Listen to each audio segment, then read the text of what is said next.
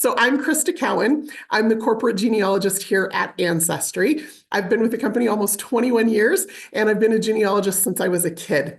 And so I have a really large family tree, and I've been doing it for enough time that my skill level and my knowledge and experience have changed over the course of that time, which means there are parts of my family tree that are really, really messy and that need maybe me to go back and clean them up. And then there are parts of my tree that are amazing because I've become a really great family history researcher and genealogist, and I understand how to build a family tree now way better than I did when I was 12 years old.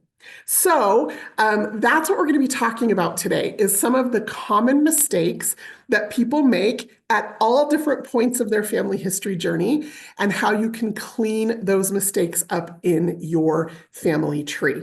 Now, before I dive into the 4 things that I'm going to teach you today about how to clean up your family tree, I want to know a little bit about you and your tree. So I have a little poll here. And I would love it if you would just tell me, how big is your family tree? The options there on the screen you should see are, you haven't started it yet, you have less than 100 people, you have less than 1,000 people, or you have more than 1,000 people. Now, when you think about your family tree, a lot of us start it by putting in, just like we should, ourselves, our parents, our grandparents. Like, we just kind of work one generation at a time back through our family tree.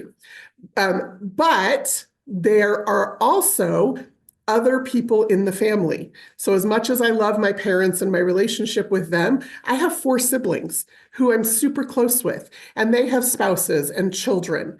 And I have aunts and uncles with spouses and children and grandchildren, right? So you start to think about how quickly a family tree can grow.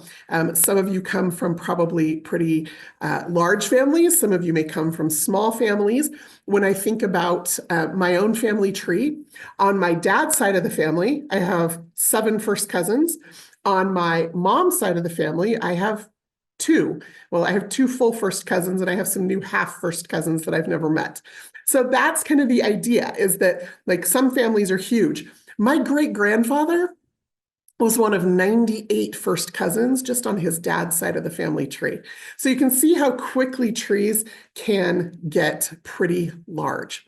Okay, so you haven't started your tree yet. Your tree has fewer than 100 people, fewer than 1,000 people, or more than 1,000 people. And it looks like less than 1% of you haven't started your family tree yet. Okay, which is great. That gives you an opportunity to start off on the right foot.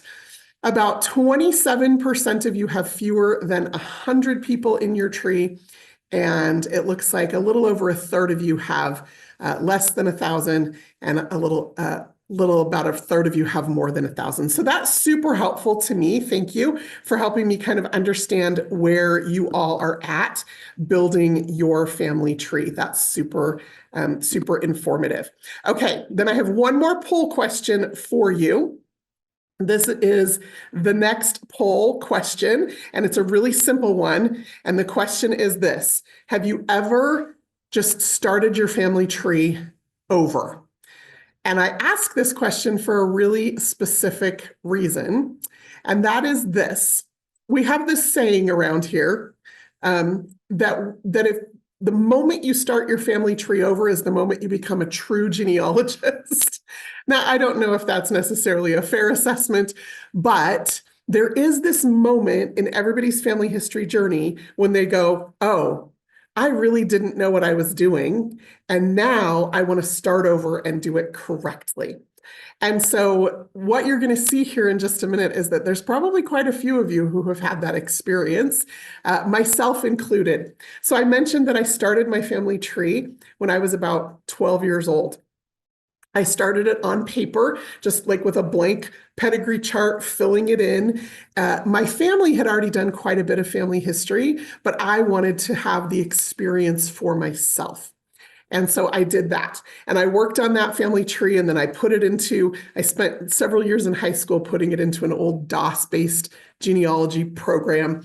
And over time, those files got converted as I moved to a Windows-based program. And then in the late 90s, when Ancestry came online and I had the opportunity to upload that file to an online version of my tree, I did that. But when I started work here at Ancestry, I decided I wanted to start my tree over. And unfortunately, I did not do it the way that I would recommend that you do it. If you are in a position where you want to start your tree over, there's a few ways that you can do that. And so I will share those with you. Okay, the poll, it looks like where we're at, and I'm actually going to share these results really quick. Oh, some of you are still voting, but the percentages are staying totally consistent.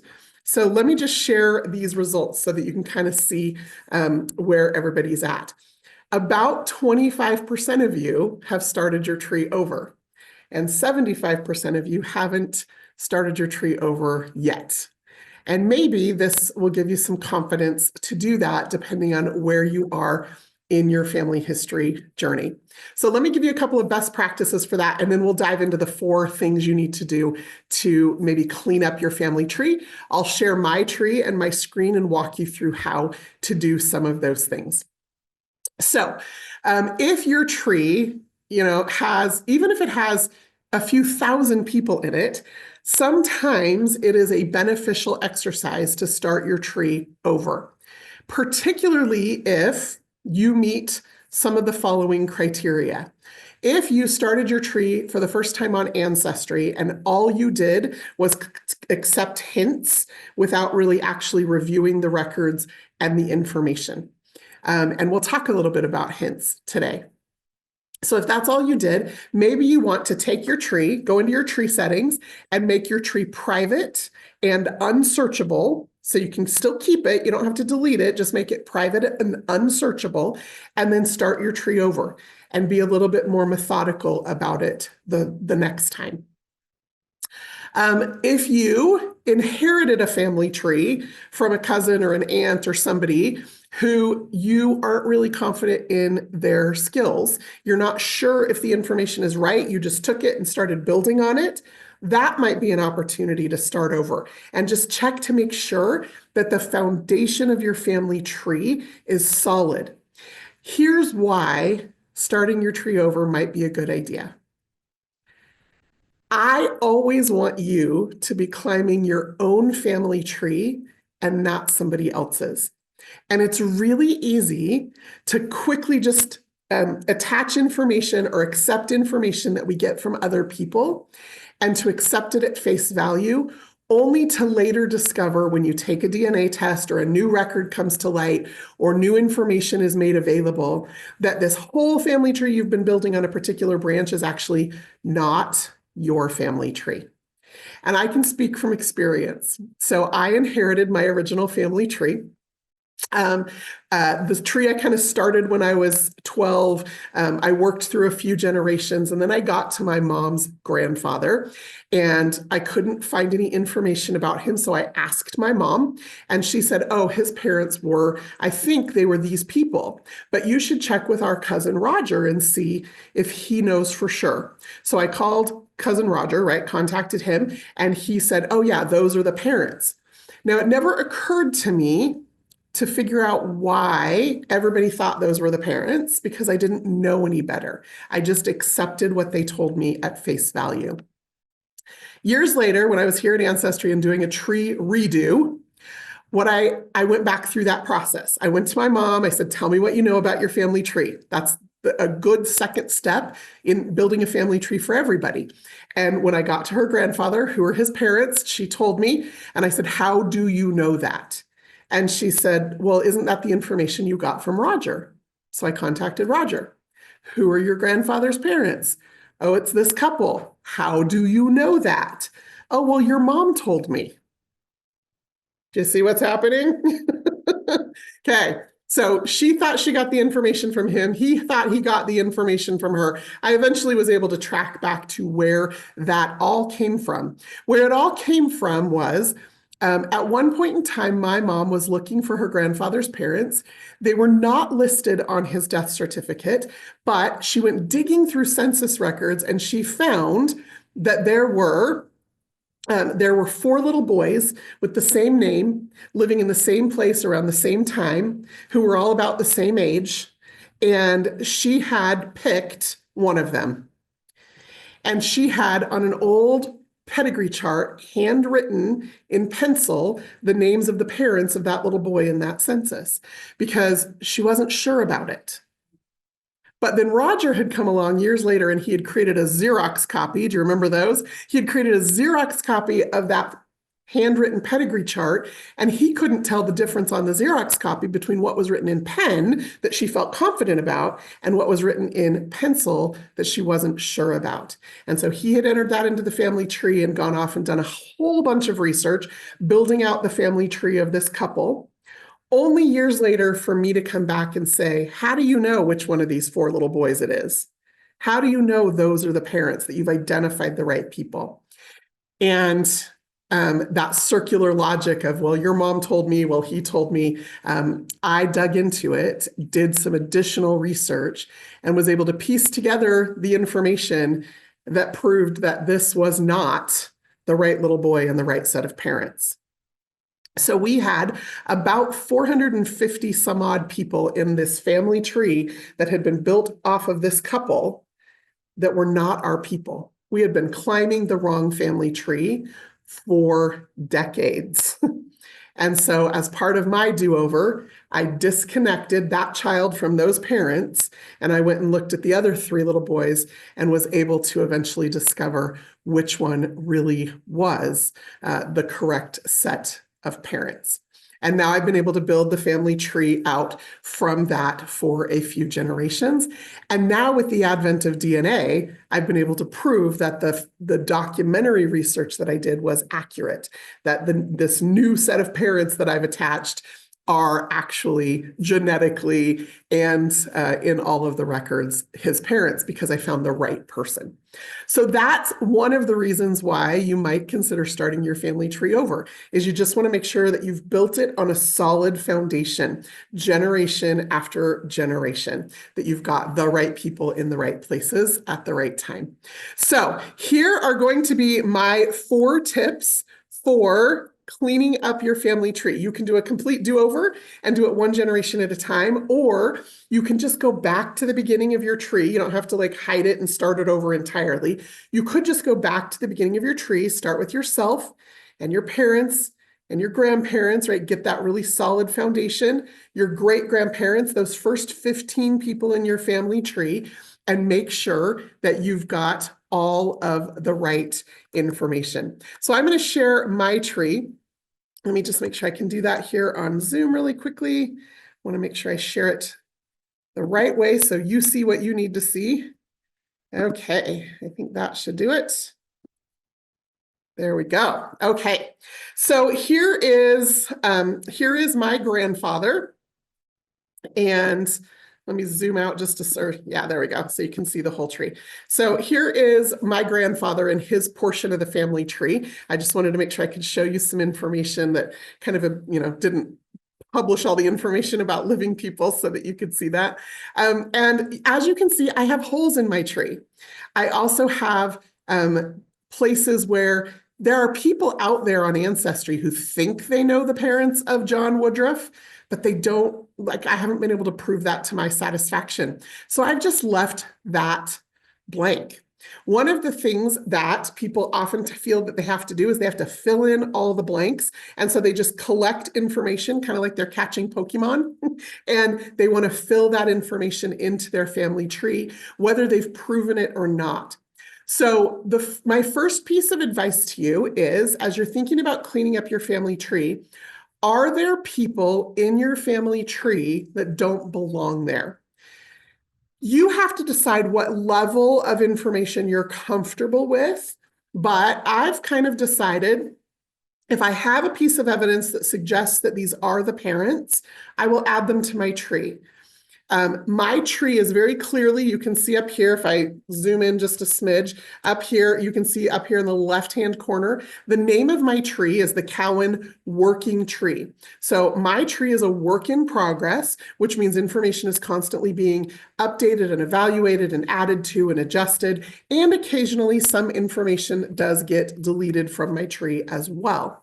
But I'm not just randomly adding things without having some degree of information or evidence that I think that this information is actually correct.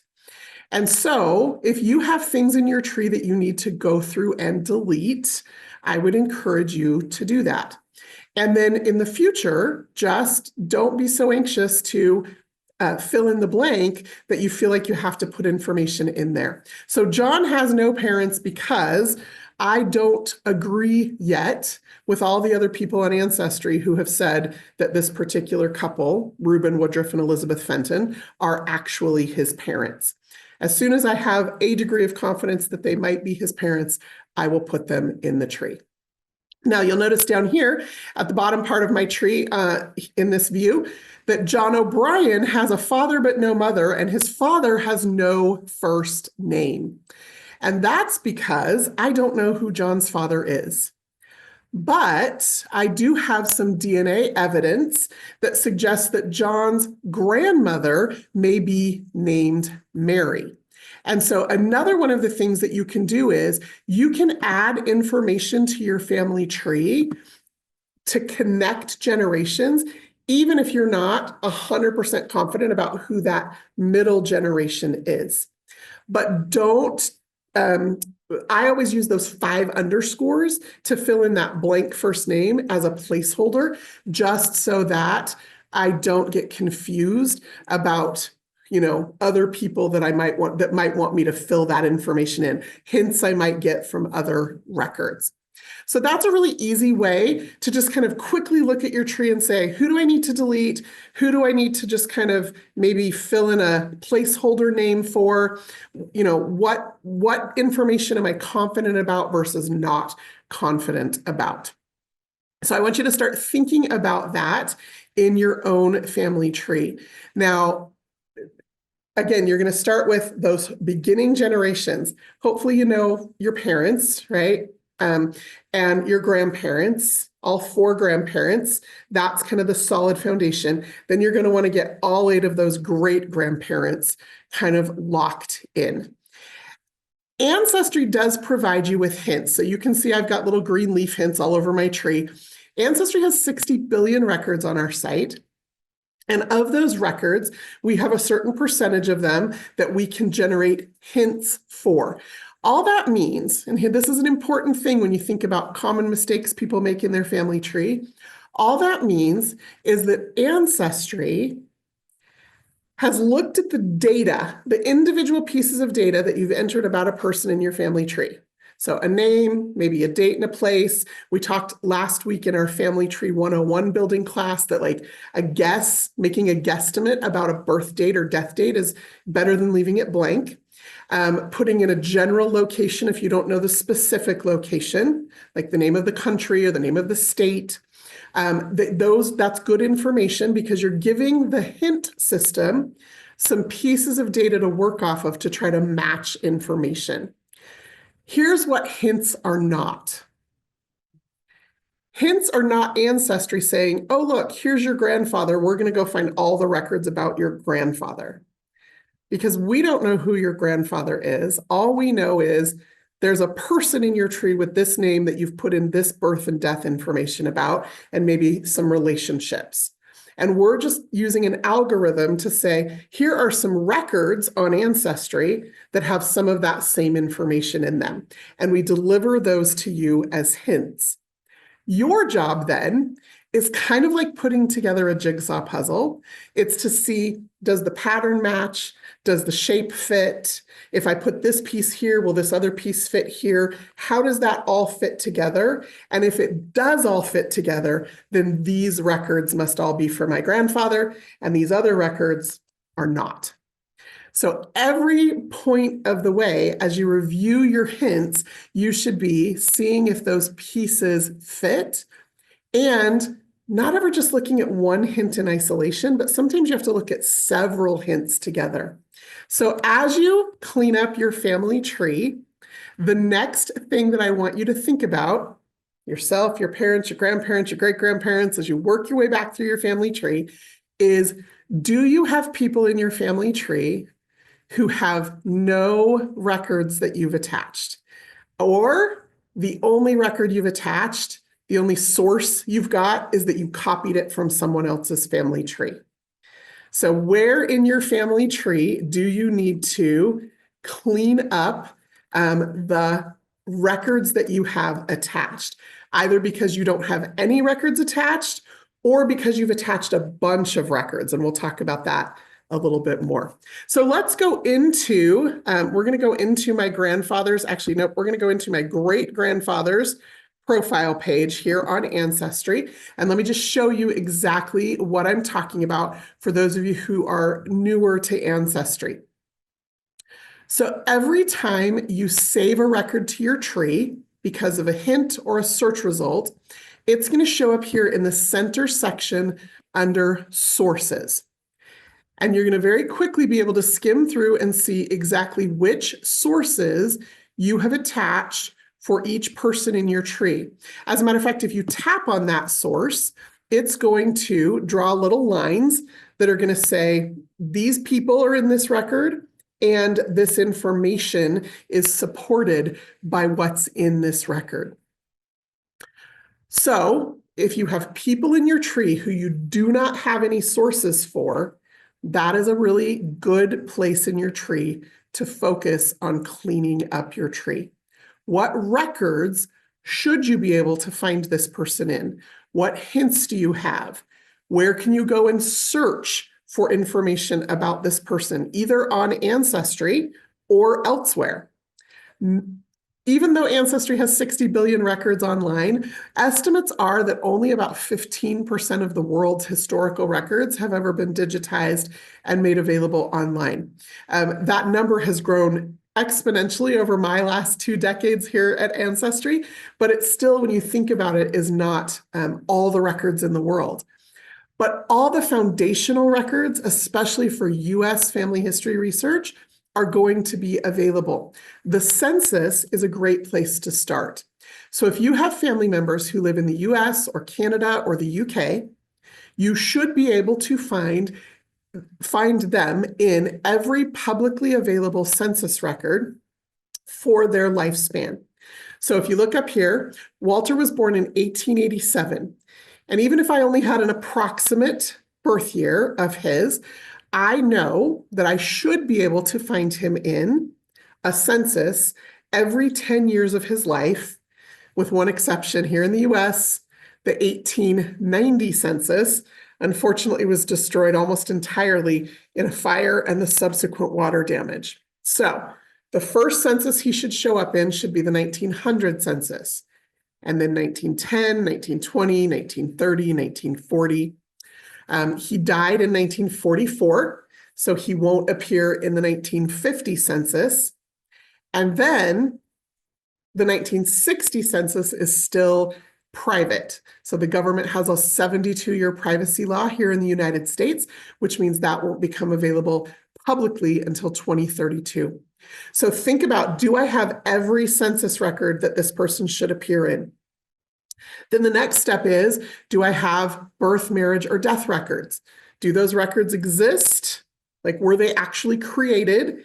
And if they exist, are they publicly available on Ancestry, or do I need to contact the county or the state where that birth, marriage, or death took place? And so again, as you kind of skim through your sources, you should see things like marriage records. You should see things like death records. In his case, he was married multiple times. I've got not only marriage certificates, but newspaper notices of marriages. And then I have some death information as well. So census records, birth, marriage, and death records.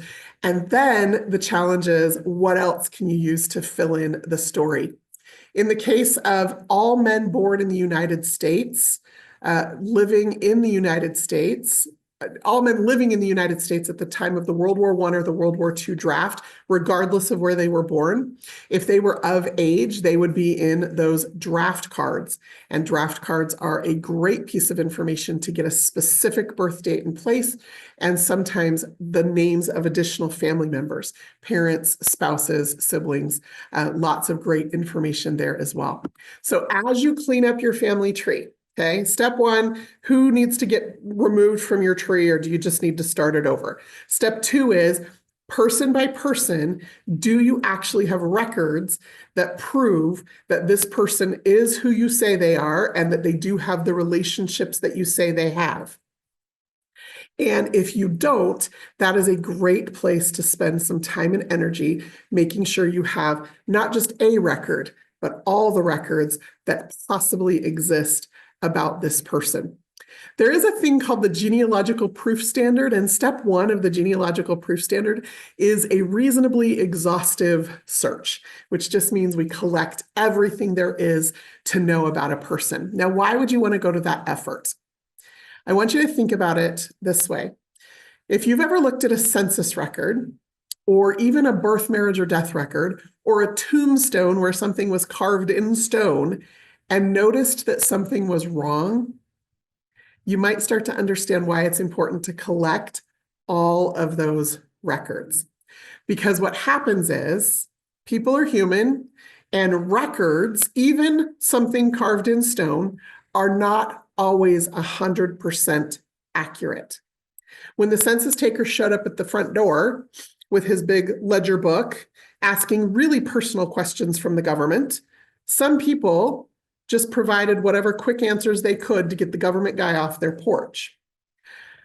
Sometimes it was the 13-year-old daughter who answered the door, and dad was out working in the fields, and mom was down at the creek doing the washing with some of the older siblings, and she was home taking care of the little kids, and she just answered his questions, and she didn't know exactly how old her dad was or where exactly her mom was born, but she gave the answers anyway, and the form got filled out.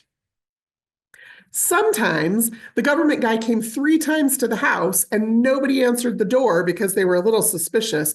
And after 3 times, he just went to the neighbor and said, I need to know about the folks that live down the road. Can you please tell me, their names and their ages and their birthplaces and what their relationships are to each other and what they do for a living? And the neighbor just said, well, I think it's this, and gave whatever information they could. Now, I don't know about you, but I'm not sure I could even name all of my neighbors, everybody, like all their children, much less tell you exactly how old they are. And I certainly couldn't tell you where they were born, but you better believe I'm making something up to get the government guy off my porch. Okay. So when you kind of think about it in that context, census records have lots of errors for lots of reasons. And so it's really useful to look at multiple census records so that you can start to understand, oh, what is the truth? What should I be looking for? That's an important step. Now, even birth, marriage, and death records can have inaccurate or incomplete information. When you think about, and I don't know if you've had this experience, the last time someone close to you died, if you had to be the informant to the hospital or for that death certificate, in the midst of your grief, sometimes you don't always think clearly. And so when they're filling out the information for the death certificate and they say, what are the parents' names? One of the things that I've seen is the informant give the names of their parents instead of the parents of the deceased. Or they've given the birth year wrong, or the birthplace wrong. So sometimes even on official records, that information can be incomplete or inaccurate. So one of the reasons that we tell you to collect all the records about a person isn't just because, we want you to have to go through this exercise of looking through all the records, though I hope you would want to do that. It's because the more records you have, the more you can kind of correlate that information to come to a reasonable conclusion about how you're going to enter their name and what exactly their birth date was and where they were born and who they married and who all of their children were. You're creating this story about this person or this identity about them based on these historical records. And you want it to be as accurate as possible, not just because it honors them and it helps you dig into their story more, but also because it's going to allow you to continue to make new discoveries if you've got as much accurate as possible. I use a phrase once in a while, right? Sometimes, and I've done it myself, but I see it sometimes with some of you as well, we build Franken people. So we collect a bunch of records, okay? And we collect all the records, but all those records are not for the same person. So here's step 3. As you're looking through these records, I want you to make sure that all of those records really are all for the same person.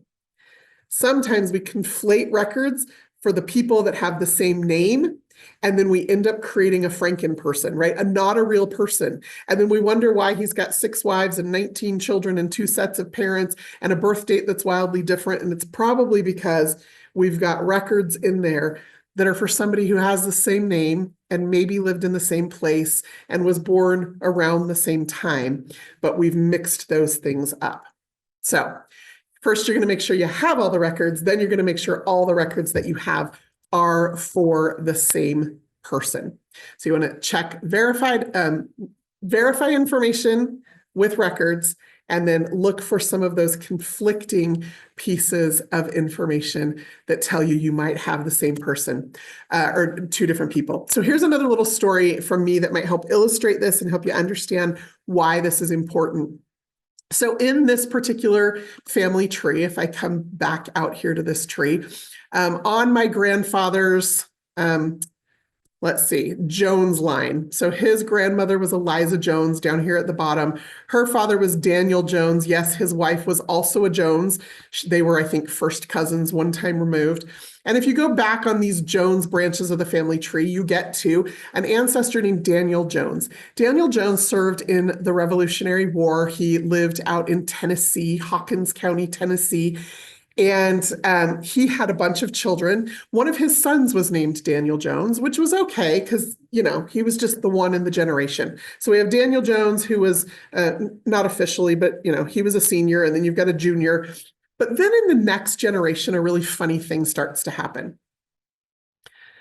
The sons of Daniel Jones, and I think there were 4 of them, they all named sons Daniel Jones. So you now, within just 2 generations, have 4 men named Daniel Jones, all born kind of around the same time, all living either in Hawkins County or one of the neighboring counties in Tennessee. 3 of them are farmers, 2 of them married women named Elizabeth, right? Do you see how easy, even in a same family, it would be to start to confuse things? You'll get hints because the name's the same, the place is the same, the birth year's about the same. We've got some relatives with same or similar names. And so you'll get hints, but you've got to be really careful that you're looking at the same person.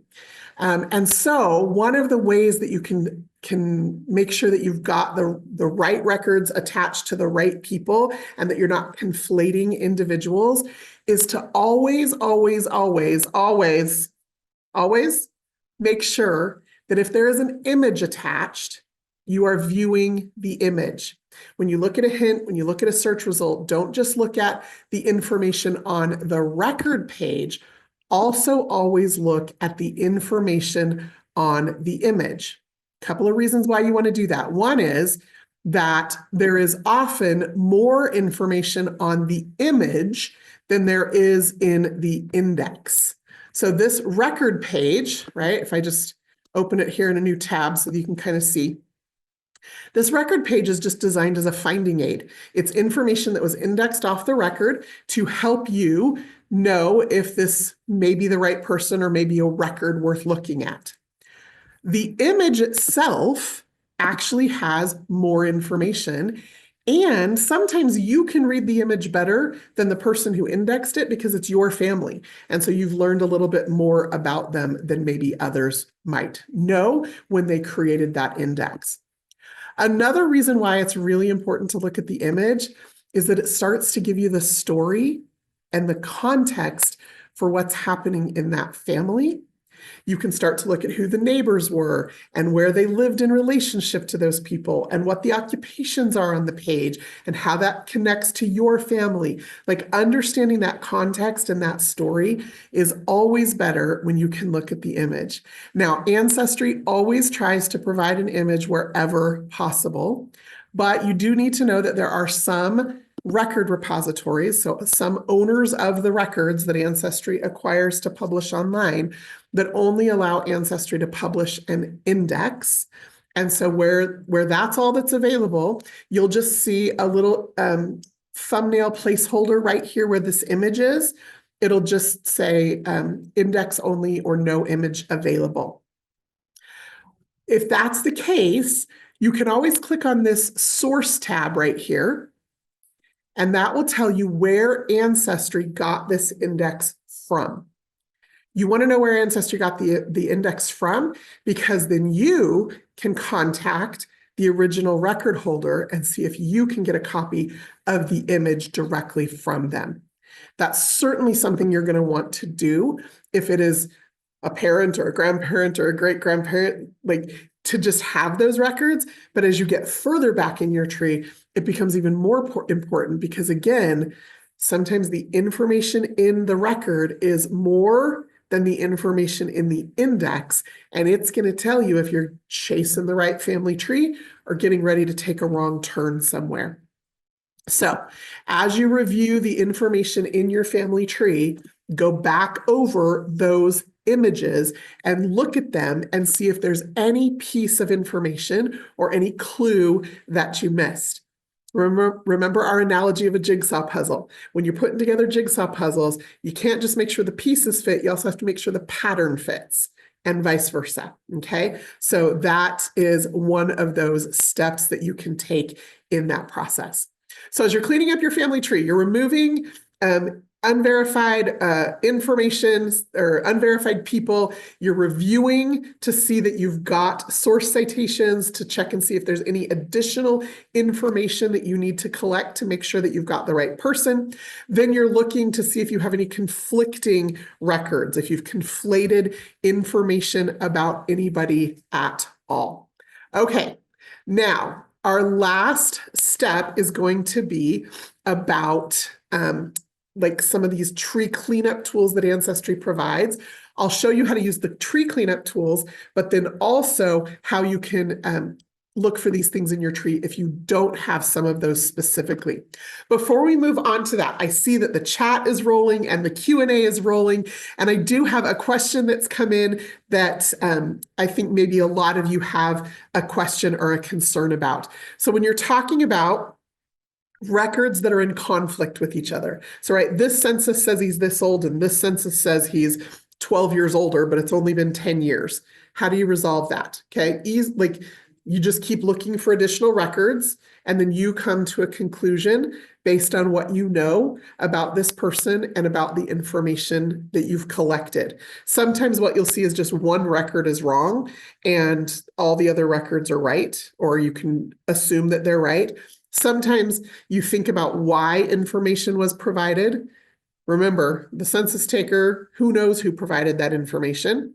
But if it's a birth certificate, you can probably trust the birth date on that birth certificate because it was created at the time of the event. On a death certificate, you can't trust the birth date, but you can trust the death date, right? So again, you think about the records that were created and why they were created. I'm going to take a drink real quick. Lots of talking. Okay, so the question that's come in is, what if you've collected all of these documents and then you get DNA results that prove something different or that seem to suggest something different? Okay, so the first thing is you need to make sure that you understand what the DNA results are really telling you.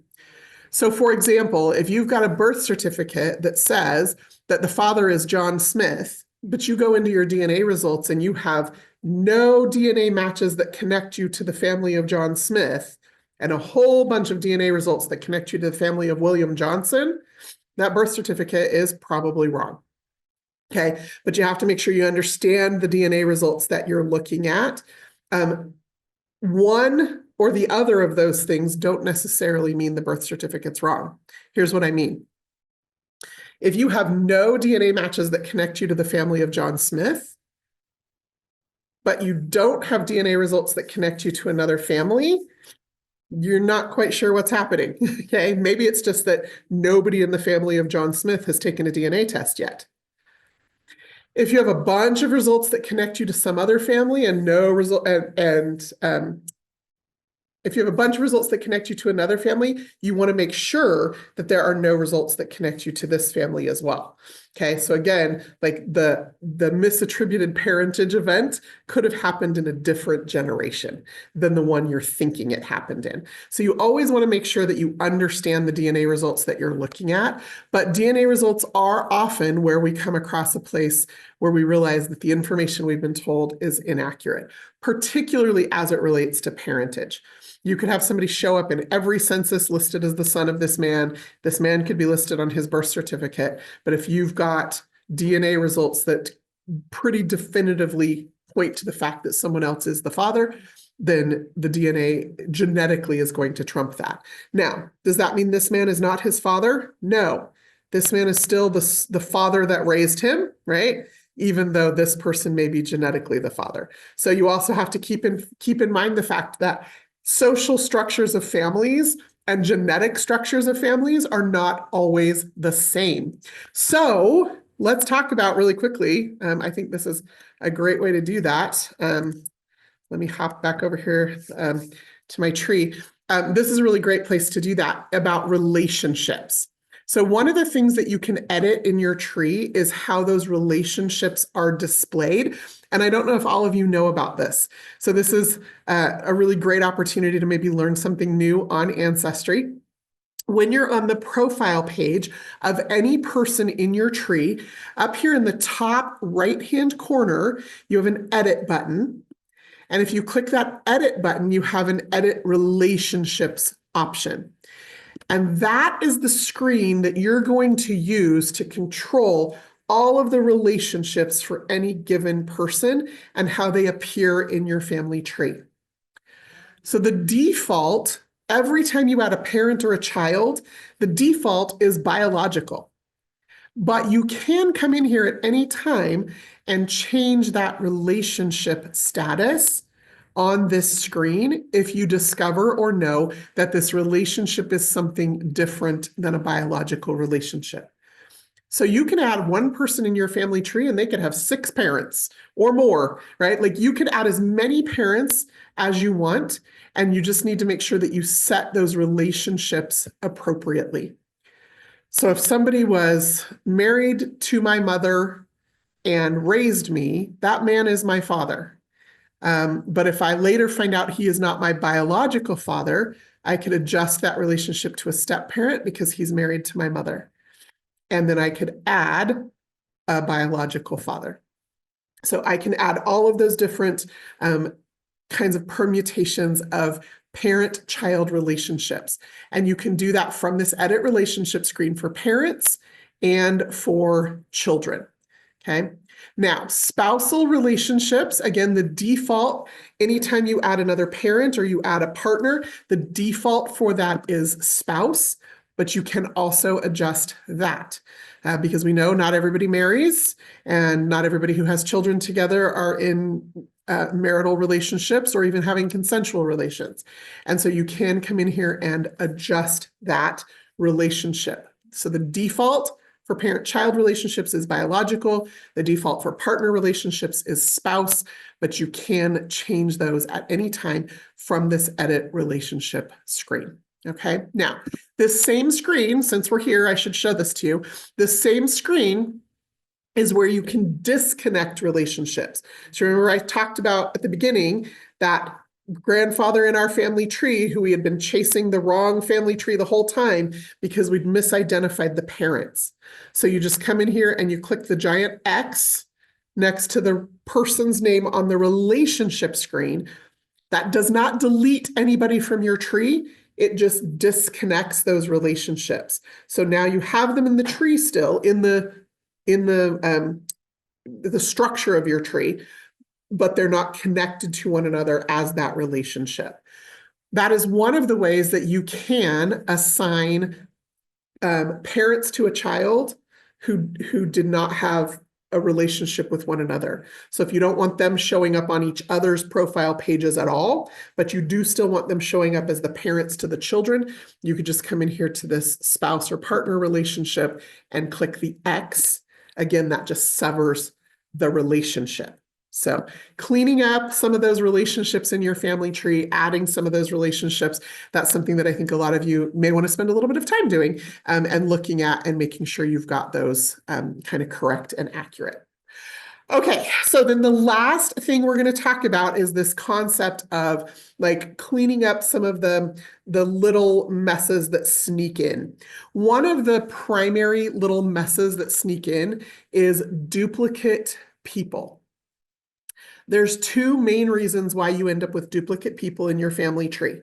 One is, like my family, sometimes there is intermarriage within the family. Now, it's not always because, my grandfather's great-grandparents were cousins to each other. Sometimes it's just because, like, one of my grandpa's cousins married one of my grandma's cousins.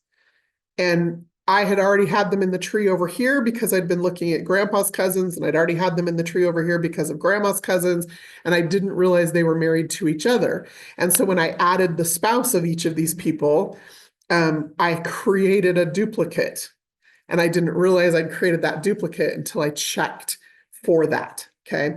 And so sometimes it's just as simple as intermarriage within a family tree.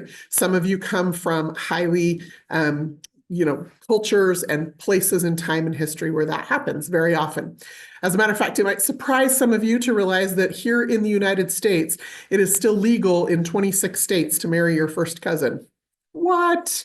Okay, so that just not that unusual, especially the further back in your family tree you go, or in different cultures at different periods of time.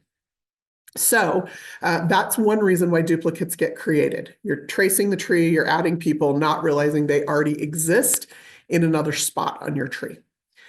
The second reason that duplicates get created is when you're adding a record or attaching a record to your family tree. If the names and the dates aren't exactly correct, which we've just learned they're not always, when you add a record to your tree, it may add another child, because it didn't realize that this David Smith is the same as this D. John Smith, that they're the same person. And so now you've got a David Smith and a D. John Smith, not recognizing that, oh, that's actually the same child in the same family. They were just going by two different names in two different census records. And so understanding that is important. So here is where you're going to look for those duplicates. One of the views you have for your family tree is called the list of all people. You can find all of your tree views over here when you're viewing your tree on the top left-hand side, and you can go to your list of all people in your family tree. So you can see here's my list of all people. It's very long because my tree is very large, but if your tree is not too big, one of the things that you can very easily do is just go through that list. It's alphabetical by last name. You can go through that list and you can look and just see, do I have people who show up more than once in my family tree? If you find one of those people, you just simply go to the profile page of one of them and you click on Tools up here in the top right-hand side, and you go to Merge Duplicate. Merge with duplicate.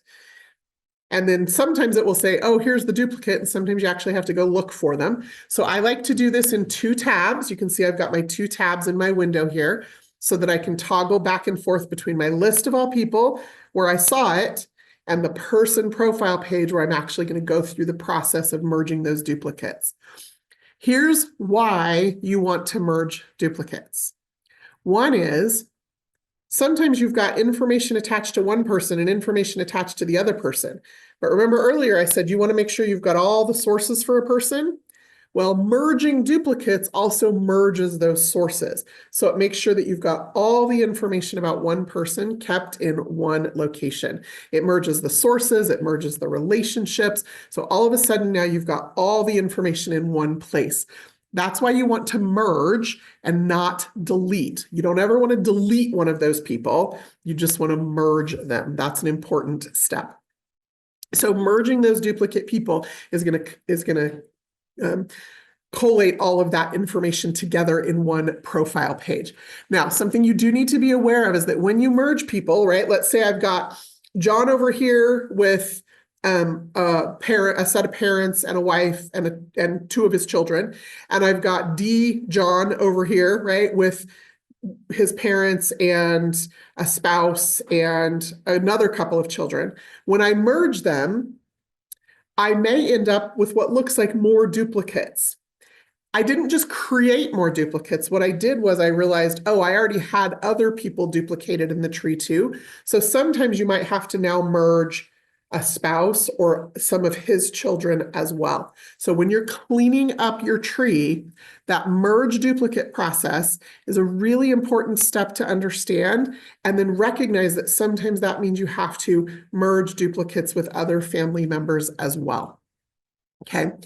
Always go back to your list of all people so that you can check and see, like refresh this page after you've done something so that you can look and see, do I really have two people in my tree, or is that person just listed once in this list of all people?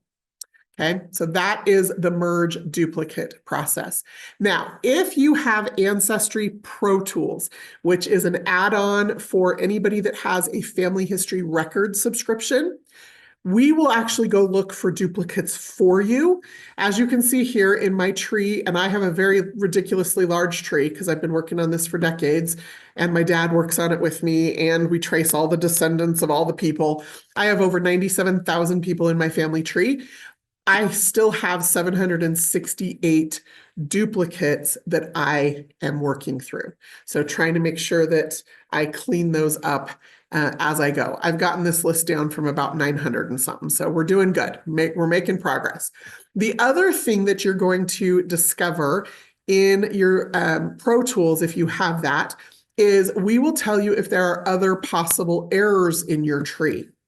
So it's a really quick and easy way to look for what we call logic errors. Here's what logic errors are. Those are places in your tree where the math doesn't make sense. The math isn't mathing, right? So if you've got a mother who's only 3 years old when one of her children is born, or if you've got a marriage date that was, 10 years after the husband died, or if you've got like those kinds of things, right? Like just the dates don't make sense. We're going to tell you. Now, in my case, what I've discovered as I start going through these errors, very often it's just because I've fat fingered a date and typed it in wrong. Or because when I saved a record, that record had a wrong date on it and I didn't correct it when I found additional information that gave me the correct date.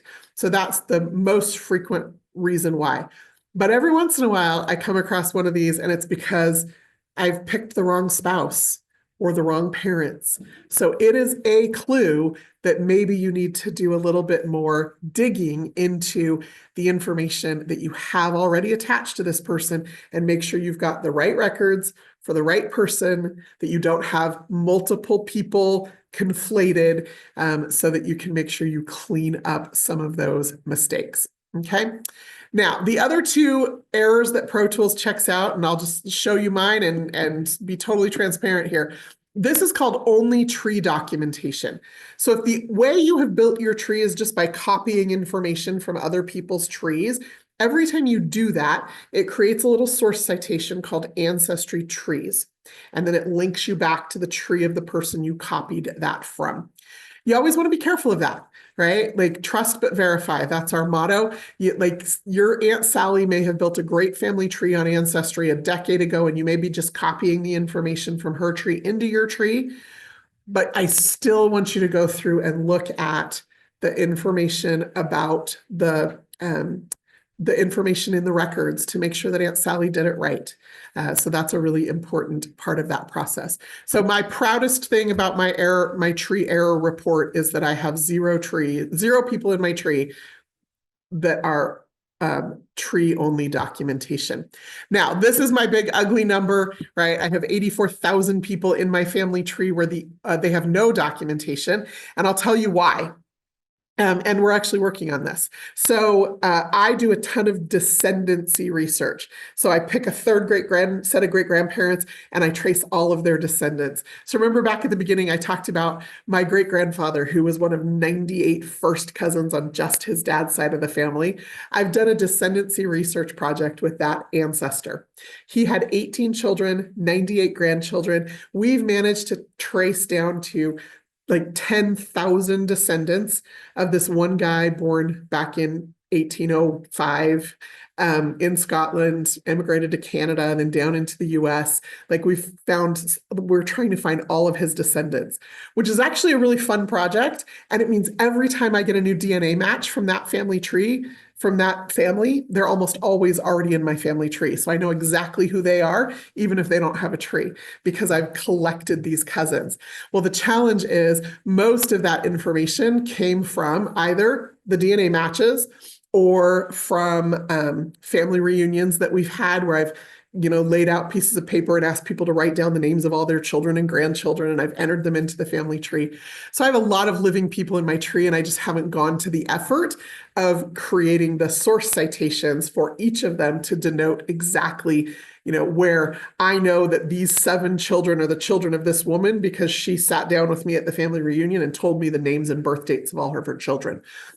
So I'm in the process of cleaning that up. I've set a little goal for myself this year to decrease that number by a certain amount every month. So the larger your tree, the more cleanup you often have to do, and I am no exception to that.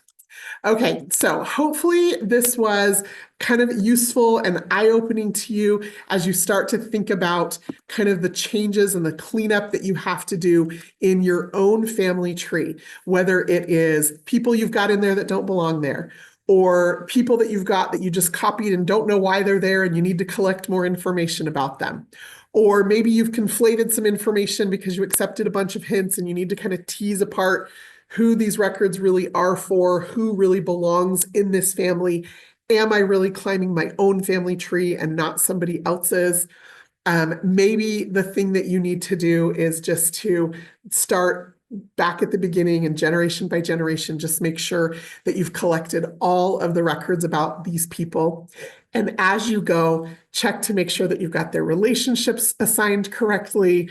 And then if you want to purchase the Pro Tools add-on subscription for a month or two, you can start to work through some of those errors in your family tree that creep into all of our family trees. Hopefully this was inspiring and exciting. Like I said, I love a good jigsaw puzzle, and family history often feels like that, putting together all of the pieces.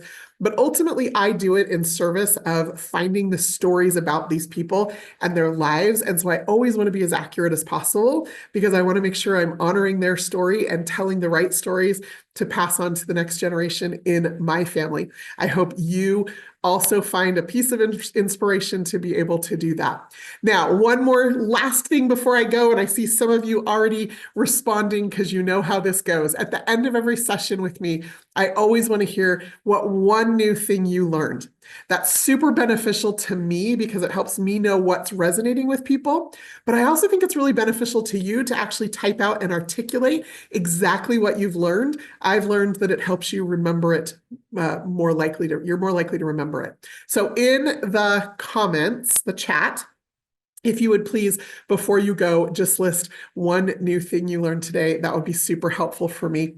And if you haven't registered for some of our future sessions, you can go to ancestry.com/education to learn exactly what the future topics are going to be, and be sure to sign up for those that you want to sign up for. If you want to rewatch this, we will have the recording available on that same page, ancestry.com/education, within just a few days, and you can check it out there. Until next time, I'm Crista Cowan. Have fun climbing your family tree.